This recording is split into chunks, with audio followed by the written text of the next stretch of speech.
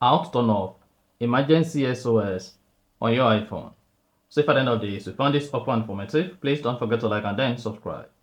Now, to turn off emergency SOS on your iPhone, all you need to do is go ahead and open the settings app. On your settings, you need to scroll down until you get to emergency SOS. Click on it. Now, you should see call with hold and release, call with 5 button presses, and call quietly.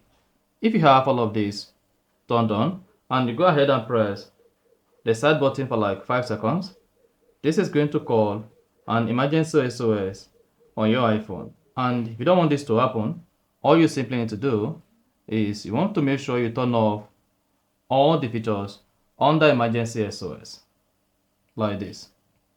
And once you have all of this turned on, then you go ahead and press the buttons together for 5 seconds or more. This is not going to call the emergency SOS again on your iPhone. That is to tell you you have successfully turned off the emergency SOS on your iPhone. So, if you found this helpful and informative, please don't forget to like and then subscribe.